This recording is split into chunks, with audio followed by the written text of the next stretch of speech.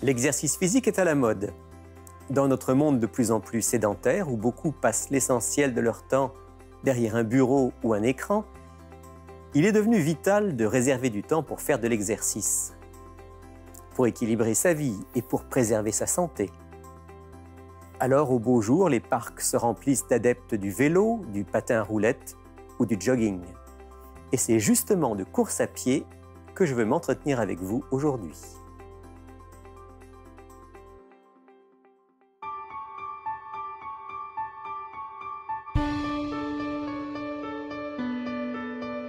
Il est écrit, une émission présentée par Rémi Ballet.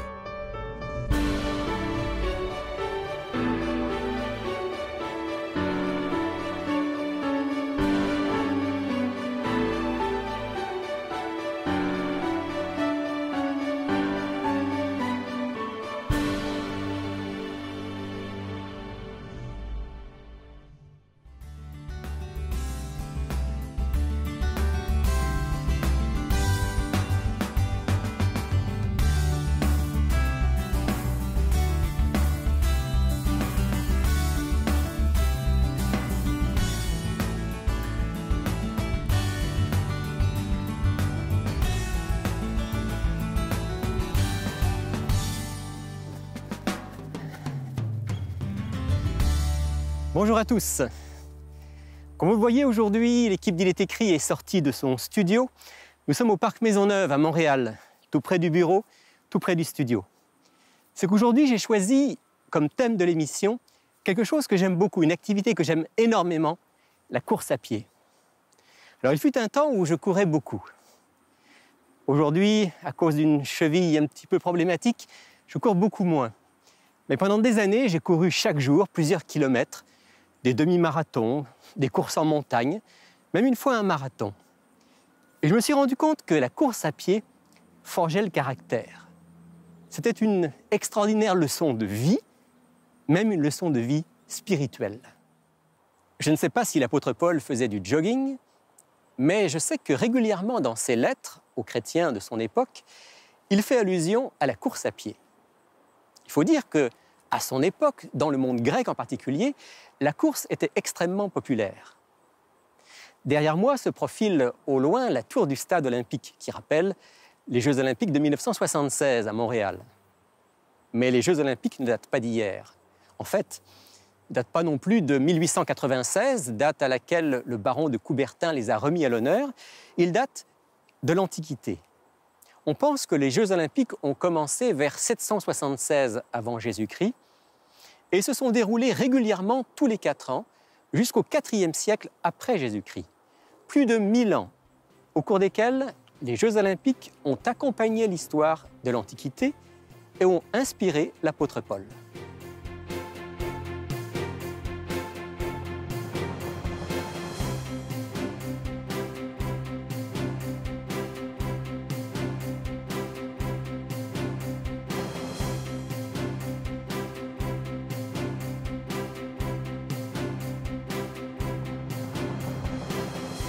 Les Jeux olympiques avaient donc lieu à Olympie, ville grecque à peu près à 250 km à l'ouest d'Athènes. Et les Jeux olympiques consistaient dans l'Antiquité en 3 catégories principales d'épreuves. D'abord les épreuves hippiques, c'est-à-dire les courses de chevaux, et puis les épreuves de lutte, et enfin les épreuves qu'aujourd'hui on qualifierait d'athlétisme, c'est-à-dire le lancement du javelot, le lancement du disque, le saut en longueur et la course à pied. L'apôtre Paul fait allusion à ces différentes épreuves dans le cadre de sa lettre aux Corinthiens, première lettre aux chrétiens de Corinthe, au chapitre 9. Je lis avec vous les versets 24 à 27. « Ne savez-vous pas que ceux qui courent dans le stade courent tous, mais qu'un seul remporte le prix? Courez de manière à le remporter. Tous ceux qui combattent s'imposent toute espèce d'abstinence, et le font pour obtenir une couronne corruptible. Mais nous, faisons-le pour une couronne incorruptible. Moi donc, je cours, non pas comme à l'aventure. Je frappe, non pas comme battant l'air. Mais je traite durement mon corps, je le tiens assujetti, de peur d'être moi-même rejeté après avoir prêché aux autres. » La première leçon que l'apôtre Paul tire des Jeux olympiques, et spécialement de la course à pied, c'est celle de la discipline. Discipline nécessaire pour atteindre un objectif. L'apôtre Paul sait que tout sportif, s'il veut atteindre son objectif, doit s'imposer une discipline sévère. Parfois une discipline de fer, comme il le dit dans le texte, je traite durement mon corps, ou encore je m'impose toute espèce d'abstinence. Qu'est-ce que ça veut dire? Ça veut dire faire attention à son alimentation, ça veut dire bien dormir, ça veut dire s'entraîner régulièrement. Ça veut dire aussi s'abstenir d'alcool, de drogue, de tout ce qui peut nuire à ma performance. On le fait lorsqu'on est sportif pour une médaille, ou plus précisément, à l'époque de l'apôtre Paul et des Jeux olympiques, pour une couronne de branches d'olivier. Aujourd'hui, ce serait pour une médaille d'or ou une médaille d'argent. L'apôtre Paul, lui, suggère que nous ayons cette même discipline, mais pour une couronne incorruptible. Il n'y a pas de disciple sans discipline. Tout vrai disciple du Christ sait que pour maintenir une relation étroite avec Dieu, il lui faut exercer une discipline de vie dans tous les domaines. Oh, pas pour mériter quelque chose devant Dieu, pas pour obtenir le salut ou le pardon de Dieu. Dieu nous aime, son pardon est un cadeau, son salut est une grâce. Et pour maintenir cette relation quotidienne étroite avec lui, alors il faut, comme l'apôtre Paul, une saine discipline de vie. Trop de chrétiens s'appuient sur une fausse assurance. Une fois sauvé, toujours sauvé. Autrement dit, si à un moment j'ai rencontré Dieu dans ma vie, si j'ai accepté le Christ, eh bien, quoi qu'il arrive, une place m'est réservée dans le royaume de Dieu. Quelle illusion, quelle prétention. Bien sûr, on peut avoir une saine assurance de notre salut si on reste connecté à Dieu. Mais cette connexion, justement, dépend de notre discipline de vie. L'apôtre Paul va même jusqu'à dire que s'il n'entretient pas cette discipline de vie qui lui permet d'avoir une connexion étroite avec Dieu, il risque d'être éliminé, disqualifié, comme un coureur.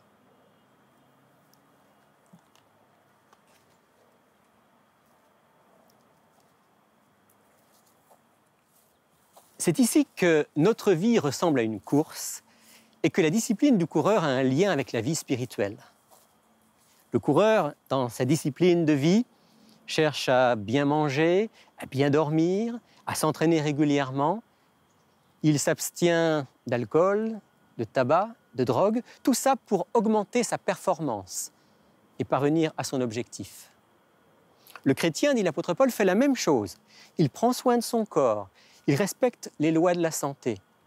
Pas seulement pour être en bonne forme sur cette terre, mais surtout pour rester connecté avec Dieu, pour avoir une relation étroite avec lui, pour permettre à son cerveau de fonctionner de la meilleure manière possible, car c'est seulement à travers notre cerveau que Dieu peut communiquer avec nous. Mais pour le croyant, il y a une forme de discipline qui est encore plus importante que le respect des lois de la santé. Je veux parler de cette discipline qui consiste à chaque jour prendre du temps pour nourrir son âme, pour lire les paroles de Dieu, pour ouvrir son cœur au Créateur. Permettez-moi de l'illustrer à travers l'expérience que j'ai vécue lorsque j'ai couru le marathon. Comme c'était la première fois, j'avais demandé à un ami médecin comment je devais m'alimenter. Alors il m'a donné comme conseil de prendre un bon déjeuner le matin, avec des céréales complètes, avec des oléagineux, quelque chose qui allait vraiment me permettre de courir et de courir longtemps. C'était son premier conseil. Son deuxième conseil était, même si tu n'as pas encore soif, même si tu n'as pas encore faim, profite tout au long du parcours des petites tables sur lesquelles il y aura du ravitaillement et on te propose de l'eau, on te propose des fruits secs et toutes sortes de choses. J'ai suivi son conseil à la lettre et, je vous le raconterai un peu plus tard, je suis allé jusqu'au bout. Si maintenant je transpose cette expérience sur le plan spirituel, de la même manière, il nous faut chaque jour prendre un bon déjeuner, c'est-à-dire, spirituellement, prendre le temps de lire la parole de Dieu, de s'en nourrir pour qu'elle puisse nous permettre tout au long de la journée de rester en communion, en connexion avec notre Dieu. Et puis, régulièrement, tout au long de la journée, ne pas oublier les ravitaillements, ces petites pauses minutes au cours desquels on peut élever son cœur vers Dieu, faire monter une prière, lire un texte qui nous fait du bien et ainsi rester connecté avec notre Créateur.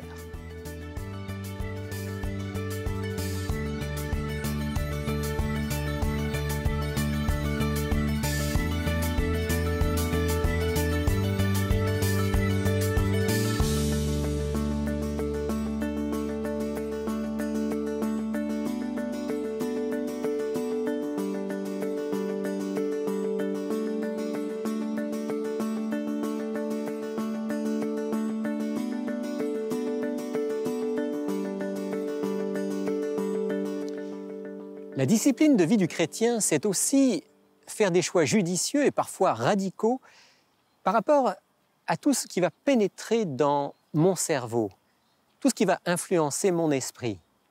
Ce que je lis, la musique que j'écoute, les images que je regarde, les lieux que je fréquente, les personnes avec qui je me tiens, tout cela, que je le veuille ou non, a une influence prépondérante sur ce que je suis et sur ma connexion avec mon Créateur. Alors l'apôtre Paul évoque cette discipline par rapport à nos pensées et à tout ce qui pénètre notre esprit dans son texte de l'Épître aux Philippiens au chapitre 4 et au verset 8. Je vais lire ce texte avec vous, Philippiens chapitre 4, verset 8. « Au reste, frères, que tout ce qui est vrai, tout ce qui est honorable, tout ce qui est juste, tout ce qui est pur, tout ce qui est aimable, tout ce qui mérite l'approbation, ce qui est vertueux et digne de louange, soit l'objet de vos pensées. »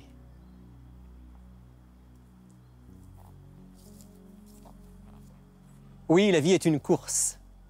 La vie chrétienne en particulier est une course de fond, c'est-à-dire une course de longue distance, une course de longue haleine, dans laquelle il ne faut jamais s'arrêter. Écoutez la manière dont l'apôtre Paul l'exprime dans un autre texte du Nouveau Testament, que j'aime beaucoup, dans l'Épître aux Philippiens, au chapitre 3 et au verset 12.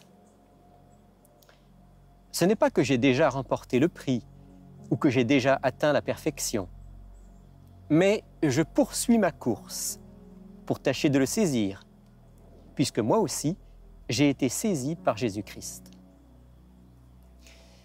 Je poursuis ma course. J'aime cette expression. Elle exprime le fait que le chrétien est d'abord et avant tout quelqu'un qui va de l'avant, qui progresse, qui ne s'arrête jamais, qui ne vise pas les fauteuils spirituels pour s'y affaler et attendre tranquillement la fin de ce monde. Non, en tant que chrétien, nous devons aller de l'avant. Ça ne veut pas dire qu'on ne jouisse pas de la vie, ça ne veut pas dire qu'il n'y ait pas des moments où on sache s'arrêter pour apprécier les bienfaits de Dieu, mais il reste toujours, au fond du croyant, une certaine insatisfaction. D'abord, parce qu'on ne vit pas encore dans ce monde parfait que Dieu nous prépare, et aussi parce qu'il y a toujours des choses importantes à découvrir, à mettre en pratique dans nos vies.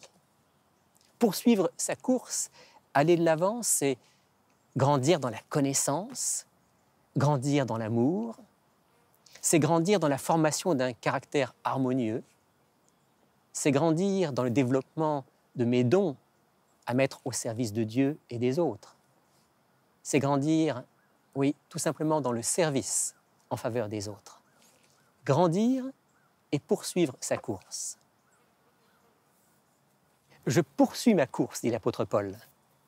Dans cette expression « poursuivre sa course », j'entends aussi la persévérance, l'endurance, ne jamais lâcher, courir malgré la souffrance.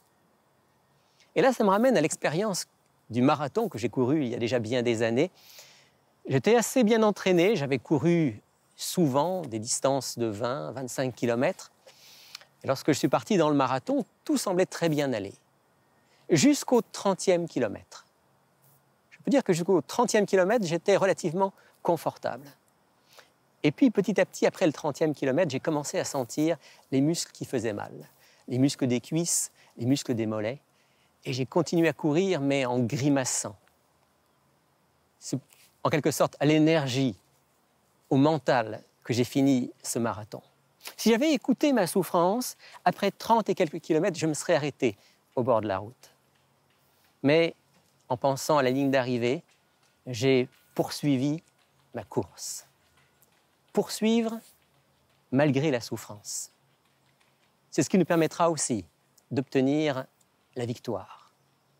L'apôtre Paul évoque cette persévérance malgré la souffrance à travers celle du Christ dans l'Épître aux Hébreux, au chapitre 12, et je vais lire ce texte avec vous.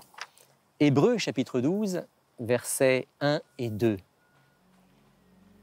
Nous donc aussi, puisque nous sommes environnés d'une si grande nuée de témoins, rejetons tout fardeau, le péché qui nous enveloppe si facilement, et courons avec persévérance l'épreuve qui nous est proposée.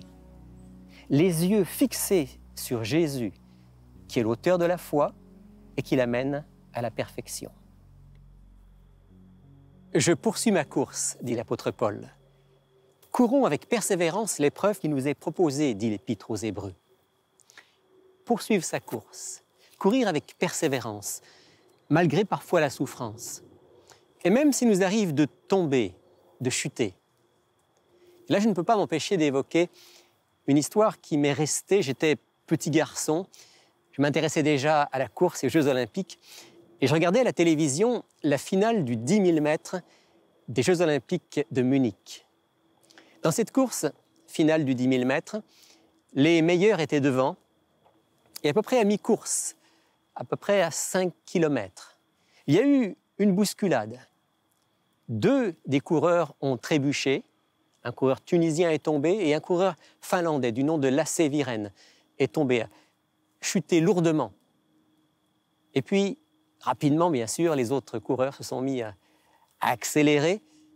Ils ont pris 20 mètres, 30 mètres, 40 mètres d'avance.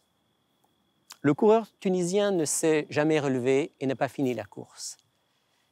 Mais Lasse Viren, le coureur finlandais, a décidé de se relever et d'essayer de rattraper ceux qui étaient devant. Tranquillement, kilomètre après kilomètre, il les a rattrapés. Et puis, finalement, dans les derniers tours, il a placé une accélération. Il est devenu champion olympique du 10 000 mètres. Je n'ai jamais oublié cette histoire, parce qu'elle nous rappelle que même si on chute, même si on tombe, il est toujours possible de se relever. Et pour nous croyants, pour nous chrétiens, même s'il nous arrive de tomber, c'est-à-dire peut-être de vivre des choses que nous regrettons, peut-être que nous sommes tombés dans des travers que nous regrettons, peut-être que nous avons à certains moments pensé qu'on n'arriverait pas à s'en sortir, pensons qu'il y a toujours une main qui est là pour nous relever, pour nous donner la force d'aller plus loin. Écoutez ce que dit le prophète Michée. Je vais lire ici un texte de l'Ancien Testament, ce qu'on appelle les petits prophètes, prophète Michée au chapitre 7, et je lis ici les versets 7 et 8. « Pour moi, je regarderai vers l'Éternel, je mettrai mon espérance dans le Dieu de mon salut, mon Dieu m'exaucera. Ne te réjouis pas à mon sujet, mon ennemi, car si je suis tombé, je me relèverai. Si je suis assise dans les ténèbres, l'Éternel sera ma lumière. Si je suis tombé, je me relèverai. N'oublions jamais que nous pouvons nous relever, que Dieu est là pour nous tendre la main et que nous pouvons poursuivre notre course. Dans une course, il ne faut jamais oublier la ligne d'arrivée. En fait, on court sa course en fonction de la ligne d'arrivée. On dose son effort en fonction de la ligne d'arrivée. Et quand mentalement ça devient difficile, on se concentre sur la ligne d'arrivée. C'est sans doute ce que l'apôtre Paul avait en tête lorsqu'il a écrit les lignes que je vais maintenant partager avec vous, tirées de l'épître de Paul aux Philippiens au chapitre 3. Je fais une chose, oubliant ce qui est en arrière et me portant vers ce qui est en avant, je cours vers le but pour remporter le prix de la vocation céleste de Dieu en Jésus-Christ. Oubliant ce qui est en arrière, me portant vers ce qui est en avant, je cours vers le but. Je me souviens du moment où j'ai passé la ligne d'arrivée lorsque j'ai couru ce fameux marathon. En fait, les 10 derniers kilomètres avaient été assez difficiles. J'avais mal aux jambes et c'est vraiment au mental que j'ai terminé la course. Mais quand j'ai passé la ligne d'arrivée, j'ai encore de manière très claire en tête ce sentiment d'euphorie, cette joie profonde d'avoir achevé la course. C'est ce même sentiment que Dieu veut que nous puissions ressentir le jour où nous franchirons la grande ligne d'arrivée. Non pas celle de cette terre, mais celle de la nouvelle terre, l'entrée dans le royaume de Dieu qu'il nous prépare. Et savez-vous quoi? Il y a une grande différence entre les courses de cette terre et la course spirituelle en Jésus-Christ. Lorsque nous franchirons la ligne d'arrivée, il n'y aura pas de premier, de deuxième, de troisième, de dixième, de centième. Nous franchirons tous ensemble la ligne d'arrivée et tous ensemble nous aurons cette joie profonde d'avoir achevé la course, d'avoir atteint le but. Je nous invite à poursuivre la course avec persévérance. Nous ne sommes pas seuls dans cette course. Dieu est à nos côtés et nous courons ensemble dans la même direction. S'il vous arrive de trouver que la course est rude, souvenez-vous que Dieu est là pour vous donner la force de continuer. S'il nous arrive de tomber, il est là pour nous relever. Déjà se profile la ligne d'arrivée. Franchir ensemble cette ligne d'arrivée serait vraiment extraordinaire. Notre Dieu, notre Père, merci d'être à nos côtés tout au long de cette course de la vie. Merci d'être celui qui nous guide par ta parole, qui nous soutient par ton esprit, d'être celui qui place toujours devant nos yeux cette ligne d'arrivée qui est bientôt devant nous. J'aimerais te prier, Seigneur, pour que chacun d'entre nous persévère, gardant les yeux fixés sur toi, avec l'assurance que très bientôt, nous serons enfin tous ensemble avec toi. Au nom de Jésus. Amen. Si vous êtes dans la région de Montréal, ne manquez pas de nous visiter au centre Il est écrit, situé au 4505 boulevard Rosemont. Chaque samedi à 10h30, un message biblique y est présenté et une large place est faite à la musique, la prière en toute simplicité. Pour connaître nos autres lieux de rencontre dans la province du Québec, visitez ilestécrit.tv ou appelez-nous au 1-866-729-3515. Bonjour les amis. Bonjour Rémi. Alors, bonjour salut, Sylvain. France. Qu'est-ce que vous pensez de notre nouveau studio? Ah, Ah, ben, c'est super, c'est génial. si on pourrait être ici à chaque Ben semaine, oui, les oiseaux. Ah oui. ça serait agréable. Mais il y a des saisons où ce serait plus difficile. Oui, Ouais. il ferait plus froid. En tout cas, on apprécie de pouvoir aujourd'hui tourner cette émission Ouais. dans ce cadre magnifique, tout près de nos studios Ouais, habituels. ouais. Et peut-être qu'on va essayer durant les mois qui viennent de tourner d'autres émissions, soit ici, soit dans des lieux de nature. Bonne idée. À Ça l'extérieur. pourrait être formidable. Petite question indiscrète. Aujourd'hui, j'ai parlé de la course. Est-ce qu'il vous arrive de courir ou vous êtes plutôt dans d'autres exercices physiques? Oui, bien c'est ça. Habituellement, dans la vie, on nous dit d'arrêter de courir. Oui. Mais disons que oui, on est en tout cas, je me considère à part entière dans cette course spirituelle aussi. Donc, j'espère cours pas, toi? Toi, t'es plus j'espère un- pouvoir terminer ma course. Ouais. Ouais. Et pour terminer ma course, justement, c'est paradoxal un peu ce que je veux dire. Il faut que j'arrête de courir un peu, prendre le temps de lire la Bible justement tous les matins, puis prendre ce moment de silence. Comme on disait Ouais. tout à l'heure. Et puis toi, tu es surtout un marcheur. Oui, Tu- exact. Je Tu marches régulièrement. C'est ça, tous les jours. Ouais. Voilà, en tout cas, on peut qu'encourager nos auditeurs à la fois à faire de l'exercice physique et Ouais. puis aussi à poursuivre, comme tu disais, cette course spirituelle avec Dieu les uns avec les autres. Voilà. Pour les y aider, France, Oui. tu nous présentes l'offre de la semaine. Oui, c'est un petit livret gratuit. On aime ça, offrir des petits livrets gratuits. Ça s'intitule tout simplement « Je cours vers le but ». Donc, ça va directement en lien avec C'est tout ce complètement dont tu nous as en parlé. rapport avec l'émission. Alors, on part. C'est un commentaire, en fait, à partir du passage de Paul aux Corinthiens, justement, qui fait référence à la course de la foi. Donc, deux petits chapitres, une vingtaine de pages environ. Ça nous encourage à persévérer, comme tu as dit, que ce soit dans les épreuves ou à chaque jour. Et ce livret, je pense que ça peut aider nos auditeurs quand ils ont des moments autant difficiles que parfois des bons moments. Mais on a le goût d'être édifié, d'être encouragé. Une lecture comme ça peut nous aider. Et c'est un livret qui est gratuit. C'est totalement gratuit. Et puis toi, Sylvain, tu veux aussi nous parler de quelque chose de gratuit. Oui, bien, notre fameux cours biblique découverte. Donc, ici, on a la leçon numéro 1, justement, qui vient avec un questionnaire. Donc, les gens aiment beaucoup notre cours. Donc, j'encourage les auditeurs à continuer à nous appeler. Puis, je suis sûr que France ou Lydia va leur faire plaisir de pouvoir leur envoyer. Bien sûr, ce cours-là, on peut le suivre par correspondance. Normalement, souvent, il est utilisé comme ça, mais il peut être suivi aussi en personne. Puis on espère pouvoir l'avoir aussi en ligne bientôt. Il est en ligne, oui. Est-ce que tu peux juste nous rappeler rapidement le principe de ce cours? Oui, bien, c'est un cours de base, je te dirais, qui nous permet de d'étudier la Bible, disons, de la Genèse jusqu'à l'Apocalypse, avec le plan du salut qui est présenté de façon assez simple. La dynamique, c'est qu'on a un carnet ou un petit fascicule ici. Un guide, comme on appelle ça. Un guide, oui, c'est ça. Puis ici, le questionnaire. Donc, c'est maximum, en général, 8 à 10 questions. Puis ce qui est bien, il y a un espace en arrière pour faire des commentaires, poser des questions. On a évidemment, on demande aux gens de mettre leur nom, leur adresse, pour c'est qu'on possible. puisse communiquer avec eux. Et voilà. Puis, ben, c'est sûr qu'il y a des gens aiment beaucoup nous écrire. Fait qu'on les encourage à s'inscrire. C'est gratuit. Puis, c'est un cours qui a 26 leçons au total. Puis ceux ben, qui le terminent, en général, par correspondance, reçoivent aussi un certificat. C'est un parcours spirituel à travers la Bible, Voilà. en lien direct avec notre émission d'aujourd'hui. Alors, dans un instant, on va rappeler à nos auditeurs nos coordonnées pour qu'ils puissent commander le petit livret ou le cours biblique découverte. Il nous reste un tout petit peu de temps. J'aurais aimé que vous me disiez un petit peu, vous êtes les deux interfaces principales d'Il est écrit, vous êtes en contact régulier avec nos auditeurs. Qu'est-ce qui vous pousse à continuer à courir dans notre ministère? Oui, dans ce ministère-là. En une minute, très rapidement. Bien, rapidement, j'aimerais te dire aussi à France bien, que c'est la joie que je vois dans les visages, les gens, leur transformation, lorsque je les appelle pour savoir finalement s'ils poursuivent leur cours, puis qu'ils sont tous enthousiasmés d'avoir trouvé des réponses.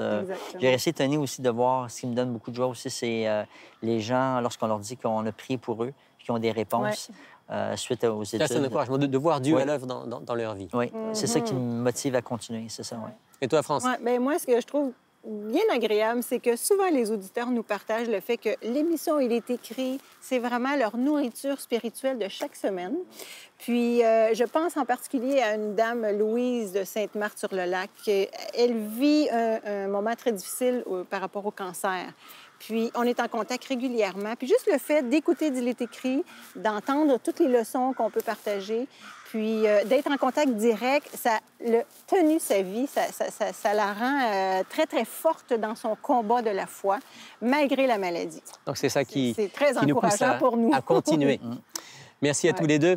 Alors, Plaisir. continuez à regarder notre émission, continuez à prendre contact avec nous. Et si vous voulez profiter de nos offres de la semaine, bien voici maintenant comment le faire. Pour effectuer votre commande, écrivez-nous à Il est écrit, casier postal 99, succursale Rosemont, Montréal, Québec, H1X3B6.